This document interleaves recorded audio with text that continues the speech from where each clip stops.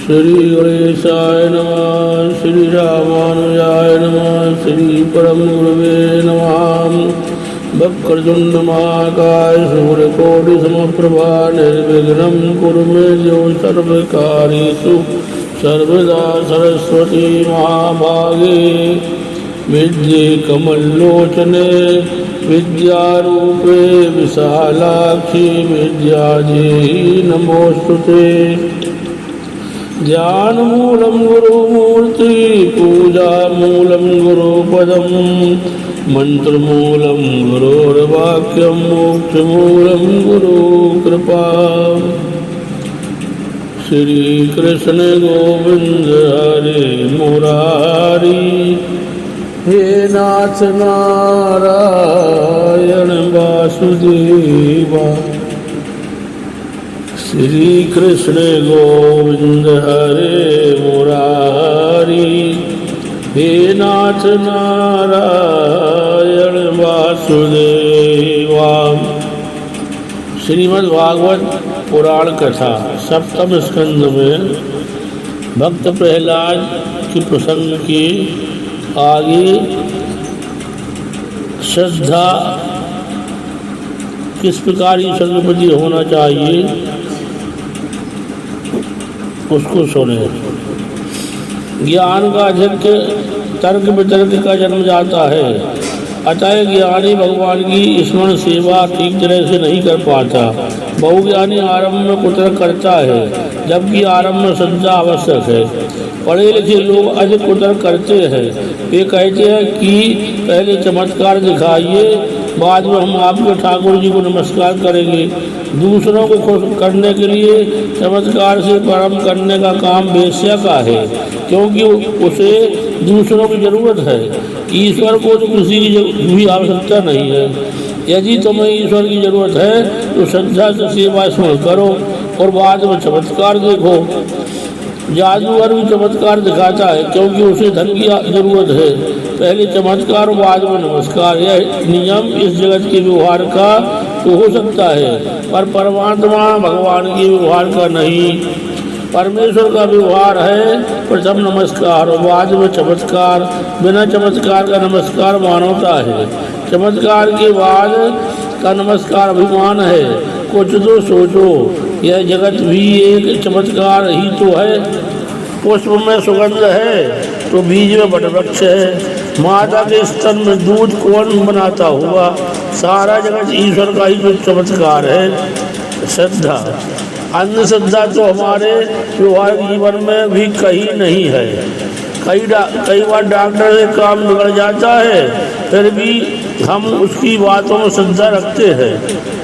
उससे तो कहा नहीं जा सकता कि पहले चमत्कार कर दिखाओ। डॉक्टर के पास श्रद्धा ना होगी तो वह दवाई नहीं देगा। दवाई के बिना बीमारी कैसे हटेगी? श्री कृष्ण गोविंद हरे मुरारी हे नाथ नारायण वासुदेवा। यह प्रसंग पूज्यपाद डोंगरे जी महाराज के अनुवाद ग्रंथ से प्रस्तुत है। इसी प्रकार सेवा मार्ग में भी प्रथम आवश्यकता श्रद्धा है। श्रद्धा बिना धर्म नहीं हुई। परमार्थ में श्रद्धा आवश्यक है। आज के शिक्षित लोग यह भी कुतर्क करते हैं कि भगवान आहार तो करते नहीं, फिर उन्हें भोग क्यों लगाया जाता है? थाल में से कुछ कम तो होता ही नहीं, पर वे यह नहीं जानते कि ठाकुर जी भोजन नहीं करते, किंतु सार्वत्व का आहार कर लेते हैं। वे रस भोगता है। यदि वे सचमुच भोजन करने लगे तो इस कलयुग में कोई भोग लगाएगा भी या नहीं, इसमें संदेह है। ईश्वर को प्राप्त करने के लिए अति ज्ञान की आवश्यकता नहीं है। निर्मल मन जन सो मोहि पावा, मोहि कपट छल छेद न भावा। अंतकाल में ज्ञान कई बार विश्वास करता है। ज्ञान की यदि भक्ति का साथ है तो ठीक है, ज्ञान को यदि भक्ति का साथ है तो ठीक है। बीमार तो शरीर होता है, आत्मा नहीं। ऐसी बात है तो वेदांती भी नहीं कर सकता, क्योंकि यदि वेदांती बीमार हो जाता है तो उसे भी औषधि और फल आदि की आवश्यकता सताती है। वेदांत के सिद्धांत निरर्थक नहीं है, परंतु उनका अनुभव भक्ति और प्रेम के अभाव में नहीं हो सकता। प्रेम की भक्ति की आवश्यकता ज्ञानी को ही पड़ती है। ज्ञान का उपयोग ईश्वर की व्यापकता का अनुभव करने के हेतु है। ईश्वर सर्वत्र है ऐसा मानकर किया गया व्यवहार भक्ति बन जाता है। प्रभु व्यापक सर्वत्र समाना, प्रेम से प्रगट होए में जाना। सब में ईश्वर है ऐसा भाव रखना बहुत जरूरी है। स्वामी रामदास ने दास बोध में कहा है कि जो व्यवहार कुशल नहीं है वह परमार्थ कैसे कर पाएगा, पर जिसका व्यवहार अतिशय शुद्ध है वह परमार्थ ठीक तरह से कर सकता है। जिसका व्यवहार शुद्ध नहीं है वह भक्ति किस प्रकार कर सकेगा। व्यवसाय या धंधा करना कोई पाप नहीं है, किंतु व्यवसाय में धंधे में ईश्वर को भूल जाना पाप है। साधन भक्ति में सभी संत भी अपना अपना काम काज करते थे। सेना नाई हजामत का धंधा करते थे तो गौरा कुमार मिट्टी के बर्तन बनाने का। गजेंद्र अनपढ़ पशु ही तो था, उसने ना तो तपस्या की थी और ना तो अष्टांग योग की साधना की, पर उसकी भी प्रेम पुकार सुनकर उसकी भक्ति के कारण भगवान उस पर प्रसन्न हुए। भक्ति से भगवान मिलते हैं, न जाने कौन से गुण पर दया निधि जाते हैं। यही सदग्रंथ कहते हैं, यही सदग्रंथ गाते हैं। ईश्वर से प्रेम भाव रखकर सेवा स्मरण करते रहो। यदि भक्ति ना हो तो ज्ञानी के ज्ञान और तपस्या की कोई सार्थकता नहीं है। ज्ञान तो चाहे जितना हो, किंतु प्रभु प्रेम ना हो तो उस ज्ञान और तपस्या की कोई कीमत नहीं है। सभी साधन और साधना का फल है श्री कृष्ण प्रेम। जो साधना प्रभु प्रेम ना जगा सके उस साधना की कोई कीमत नहीं है। प्रभु मिलन के लिए जो आतुर नहीं है, ऐसे ब्राह्मण की अपेक्षा प्रभु मिलन के लिए आतुर क्षुद्र व्यक्ति भी श्रेष्ठ है। प्रभु के प्रसन्न करने के दो साधन है, सेवा और स्मरण। प्रतिदिन 3 घंटे प्रभु की सेवा और स्मरण करो। इन दो साधनों से भगवान वश मिलते हैं और किसी वस्तु की आवश्यकता नहीं है। दक्षिणा देने से पूर्ण नहीं मिल सकता। वह धन का सदुपयोग तो है, किंतु स्वयं की सेवा स्मरण करना आवश्यक है। स्वयं भी सेवा स्मरण करना आवश्यक है। परमात्मा को प्रसन्न करने का साधन है प्रेम। सेवा और पूजा में धन नहीं मन प्रधान है, इसलिए ही मुख्य वस्तु है। श्री गोसाई जी महाराज की 252 बेसरों की वार्ता में पद्मनाभ दास की कथा है। वे गरीब थे, लिहाजा भगवान को चने के छिलके भोग में देते थे। ठाकुर जी उसमें भी मिष्ठान का अनुभव करते थे। भगवान यही देखते हैं कि कोई उन्हें क्या देता, उन्हें कह देता है, कोई उन्हें क्या देता है। वे तो मात्र यही देखते हैं कि कैसे भाव से दिया है। सेवा स्मरण से भगवान सेव का अधीन बन जाते हैं। एकनाथ महाराज सारा दिन आवृत प्रभु सेवा और भजन करते रहते थे, सो थक जाते थे। उनकी ऐसी अविराम सेवा से प्रभु दयार्द हो गए। वे सोचने लगे, मेरा भक्त मेरे लिए कितना श्रम करता है, बेचारा थक कर चूर हो जाता है। चलो मैं उसकी कुछ सहायता करूं, उसका श्रम कुछ कम कर दूं। यह सोचकर भगवान ने ब्राह्मण का रूप धरकर एकनाथ के पास आकर कहा, भाई मुझे अपना सेवक रख लोगे क्या? एकनाथ बोले, मुझे नौकर की जरूरत ही क्या है, मैं तो अपना सारा दिन प्रभु की सेवा और स्मरण में ही बिताता रहता हूँ। भगवान मैं तुम्हें ठाकुर जी की सेवा करने में सहायता दूंगा। एकनाथ, जैसी तेरी इच्छा। हाँ, तेरा नाम क्या है? भगवान बोले, मेरा नाम शिखंडियो है। इस प्रकार सेवा करते करते 12 वर्ष गुजर गए। जिसे चंदन का तिलक लगाया जाता था वह स्वामी चंदन घिसने लगे। तुलसीदास जी चंदन के से तिलक दिए थे रघुवीर वाली बात उल्टी हो गई। यही तो है भक्ति की महिमा। रुक्मणी ने सेवा से प्रभु को प्रसन्न करके वैसे तो आधीन कर लिया था, फिर भी मात्र एक तुलसी दल से वे तुल गए थे। श्रीधर स्वामी ने हरि विजय में एक प्रसंग का वर्णन किया है। एक बार सत्यभामा के मन में अभिमान हो आया कि प्रभु को वही सबसे प्रिय है। एक दिन नारद जी घूमते फिरते वहाँ पहुँचे तो सत्यभामा ने उनसे कहा, मुझे हर जन्म में यही पति मिले, ऐसा कोई उपाय बताएं। नारद जी कहते हैं, आप जिस वस्तु का दान करेंगी वही अगले जन्म में आपको प्राप्त होगी। अतः यदि आप श्री कृष्ण को ही अगले जन्म में पति के रूप में पाना चाहती है तो उनका दान कर दीजिए। ऐसा दान देने के लिए सत्यभामा तो तैयार हो गई, किंतु ऐसे दान को कौन स्वीकार करता। श्री कृष्ण गोविंद हरे मुरारी हे नाथ नारायण वासुदेवा। कोई व्यक्ति उस दान को लेने के लिए इच्छुक नहीं था।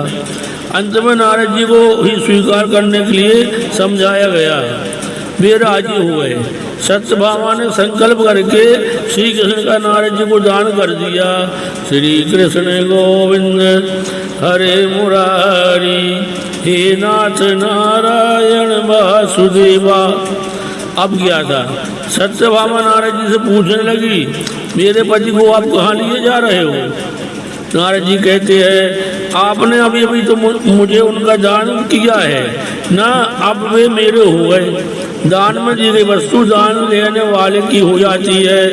आपके असर पर मेरा अधिकार है। अब सत्यभामा को अपनी भूल समझ में आ गई। वे श्री कृष्ण को मांगने लगी और नारद जी देने से इनकार करने लगे। उधर जब ये सारी बातें अन्य रानियों तक पहुंची तो वे सभी दौड़कर आ गई, पर रुक्मणी नहीं आई। सभी रानियां नारद जी से विनती करने लगी कि उनके पति को वापस दे दीजिए। नारद जी कहते हैं, सत्यभामा ने श्री कृष्ण का दान किया है, अतः अब तो वे मेरे हो गए। मेरे तो गिरधर गोपाल दूसरो न कोई। हाँ, फिर भी यदि आप इन्हें वापस लेने की इच्छा करती है तो इनका जितना वजन है उतना स्वर्ण मुझे दे दे, तो मैं इन्हें लौटा दूंगा। सत्यभामा प्रसन्न हो गई। उन्होंने सोचा कि उनके पास तो ढेर से आभूषण है और स्यमंतक मणि भी है, पति का वजन होगा तो भी कितना होगा। वे अपने सारे आभूषण ले आए, किंतु यह क्या हुआ, सत्यभामा ने हीरा मोती स्यमंतक मणि सारे अपने सारे आभूषण तुला में रख दिए गए। फिर भी श्री कृष्ण का पल्ला नीचा हो रहा। सारे आभूषण भी उनने तुला में रख दिए, लेकिन भगवान कृष्ण का पल्ला नीचा ही रहा। अब तो सभी अन्य रानियां भी घबरा गई और दौड़ दौड़कर अपने अपने आभूषण ले आई। उनके आभूषण भी तुला में रख दिए गए, फिर भी श्री कृष्ण का पल्ला नीचे ही रह गया। जीव जब भगवानी हो जाता है तो भगवान भी भारी हो जाते हैं। उनके आगे हीरा मोती और स्वर्ण का क्या मोल है। रानियों ने आभूषणों से श्री कृष्ण का मोल करना चाहा तो हजारों मन आभूषण रख देने पर भी उनका वजन श्री कृष्ण के वजन से कम ही रहा। सत्यभामा के अभिमान का नाश करने के हेतु ही यह सारी लीला रची गई थी। सब रानियां सोच में डूबी हुई थी कि अब क्या किया जाए। सत्यभामा ने श्री कृष्ण का दान करके अनर्थ कर डाला था। अंत में सत्यभामा ने रुक्मणी का आसरा लिया। रुक्मणी भी वहाँ आई। रुक्मणी सारा वे समझ गई कि भगवान की तुला क्यों नहीं हो रही है। रुक्मणी जी ने अन्य रानियों से कहा, भगवान की तुला क्या स्वर्ण से भी हो सकती है।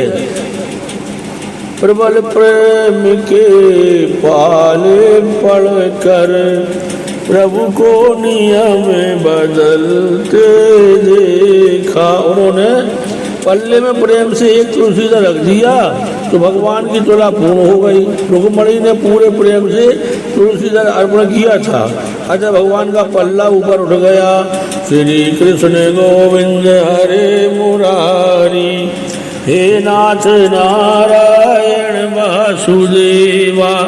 इसी प्रकार मोड़ाना के लिए भगवान सवा बाल एक दान विशेष के बराबर हो गए थे। धन धन मोड़ाना की नारी सवा बाल भय बनमाली।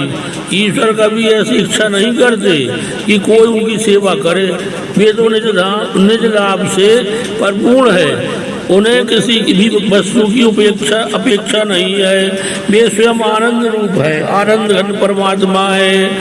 उन्हें ऐसी इच्छा या अपेक्षा नहीं है कि बेसरा उन्हें भोग लगाए।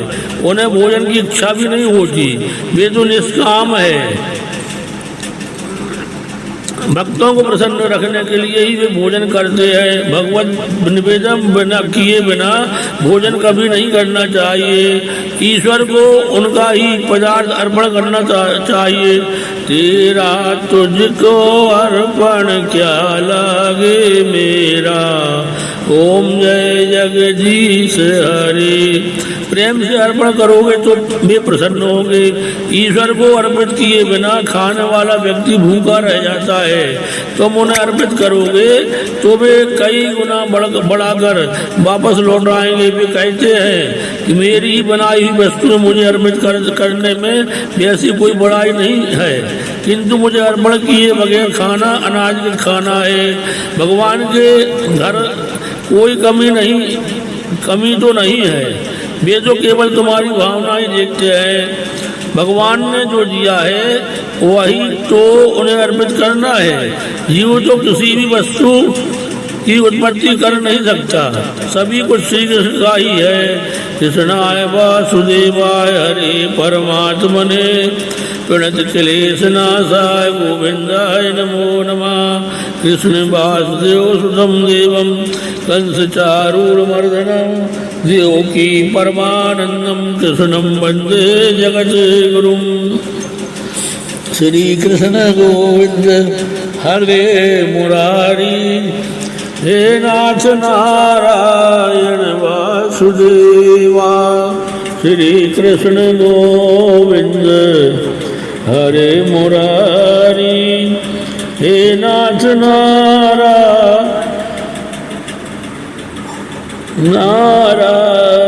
वासुदेवा। दीपक जलाने से, आरती करने से भगवान के घर तो प्रकाश हुआ नहीं, यह तो तुम्हारे हृदय में प्रकाश करने के लिए है। ईश्वर तो वैसे ही स्वयं प्रकाश ही है।